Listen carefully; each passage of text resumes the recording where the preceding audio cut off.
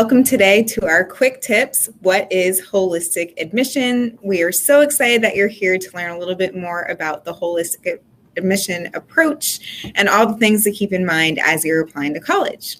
So first, we wanted to begin with some introductions so that you can get to know us a little bit better. So my name is Ellie Veal Wilson, and I'm an assistant director of undergraduate admission here at Suffolk. And I work with first-year students, so high school students applying to Suffolk from the Boston area, parts of Greater Boston, Texas, Puerto Rico, and the U.S. Virgin Islands. And now I'm going to pass it over to my colleague. Hi, everybody. My name is Olivia Harris. I'm an undergraduate admission counselor here at Suffolk. I work with first-time freshmen from Florida, Central Massachusetts, Pacific Northwest, Hawaii, and Alaska. Now that we have our introductions out of the way, we're going to start by giving you a definition of what is holistic admission. This may be the first time you're hearing the term, and knowledge is power in this whole college search process, so definitely take note.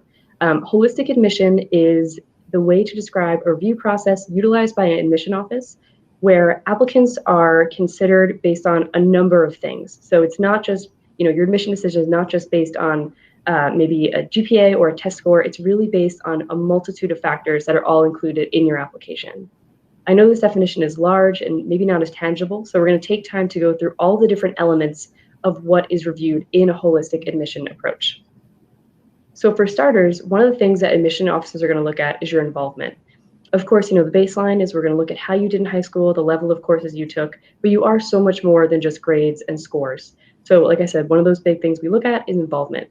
Involvement can be defined as anything you do outside the classroom. So any clubs, organizations that you're a part of, any part-time jobs that you have, any sports that you take part in, and then of course, any family responsibilities you have as well if you serve as a caretaker or maybe have a larger role at home.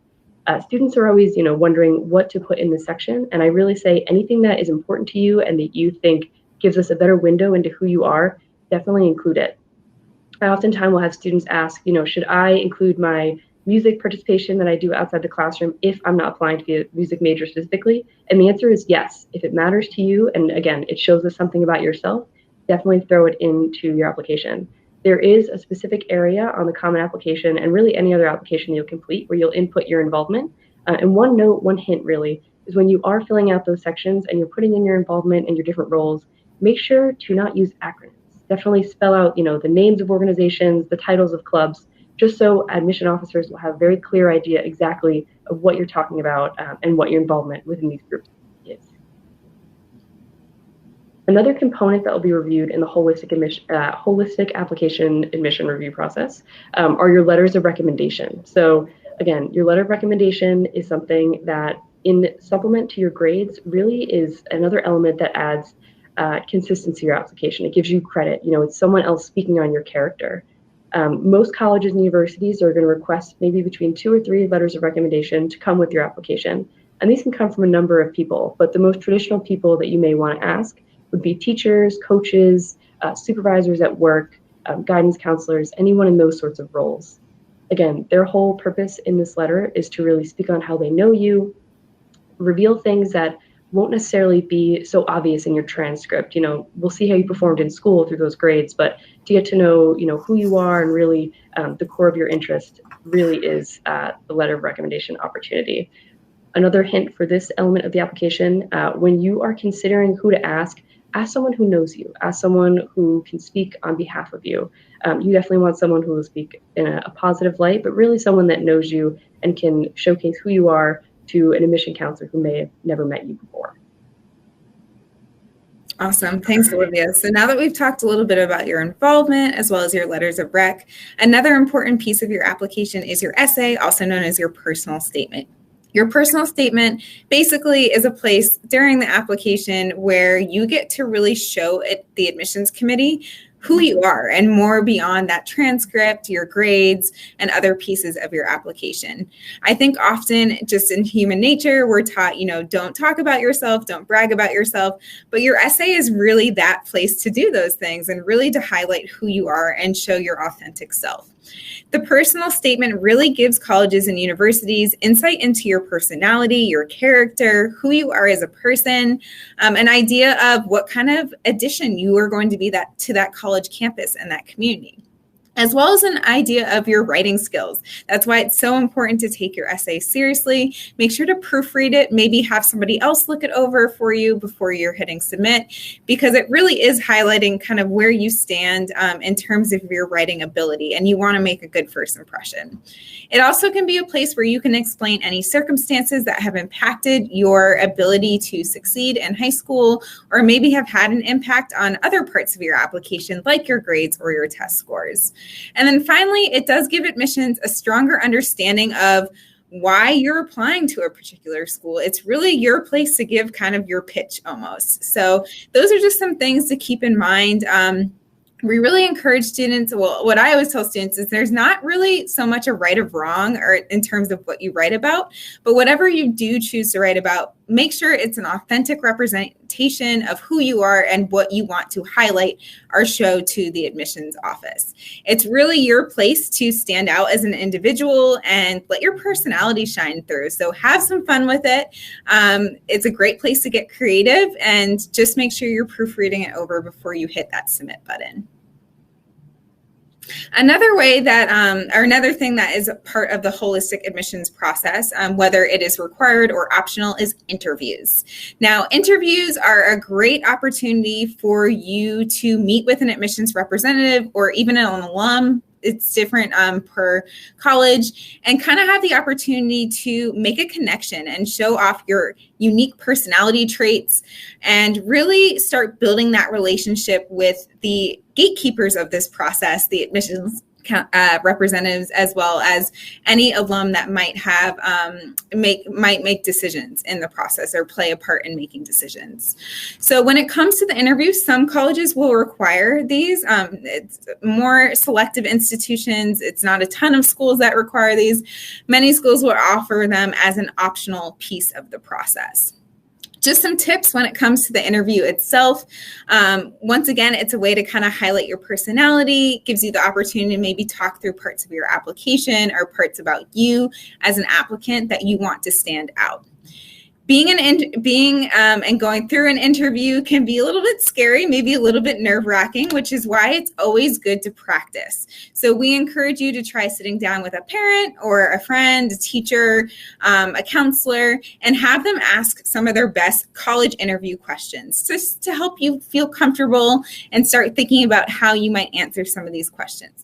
It's also good for you to prepare questions to ask of the interviewer. That shows that you're engaged, that you're interested, and I do really think that it can make you stand out by having some questions prepared and also showing that you're taking the process seriously. It's also really important to be yourself. This is the biggest piece of advice that I can give you. You want to be your best self, so make sure you're getting plenty of sleep the night before, having a good breakfast or lunch whenever your interview is happening, and make sure to dress nice as well. You know, first impressions can go a long way in this process, and this is really your opportunity to let your personality shine, but also to be professional and put that best foot forward. And then finally, write a thank you letter or an email after the interview. This is a great way to show that you're interested in that particular school, but also that you're taking this process seriously. And on the interviewer's side, it means a lot to get an email or a letter from an applicant or someone that we've met, just saying how nice it was to have the opportunity to meet us. So definitely keep that in mind. There's some sample interview questions here on the side. So these are some things to kind of think about if you are going to do one of these interviews. And then finally, demonstrated interest. This might be a term that you've heard before, and it can be different based on each college or university. But demonstrated interest essentially means the actions that you're showing to really show and illustrate to the college how interested you are in that particular institution. It can also signal to the college and show the college which students are really serious about attending that particular college or university. So there are a lot of different ways that you can show demonstrated interest. A lot of times people think that it's just by applying, but there are a lot of other things that you can consider, such as applying for early decision or early action. So getting your application in early, kind of locking it in to show that you're very invested or interested in that particular school. Signing up for an interview, once again, not always required, but another great way to show that you're interested in that particular school. Going on college tours, probably one of the best ways not only to figure out if a school is the right place for you, but it also shows a level of interest and engagement by attending that visit.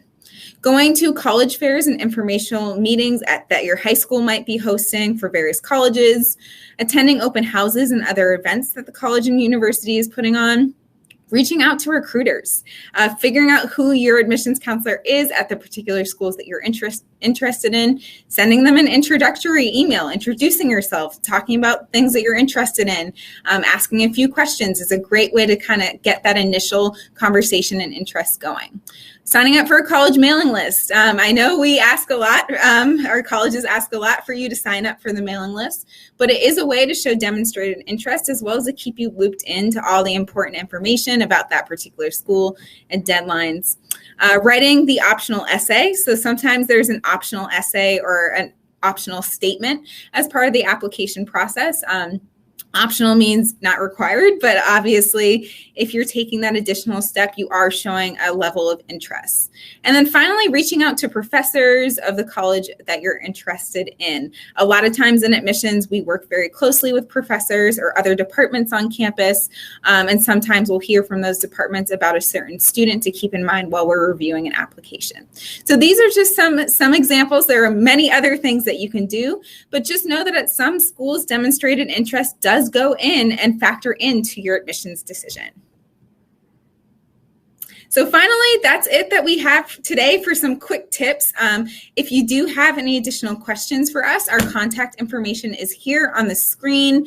We also encourage you to come check out Suffolk and sign up for a tour. Once again, a great way to learn more about the university, but also show some demonstrated interest. And then finally, we have admissions counselors here at Suffolk assigned to various regions and areas.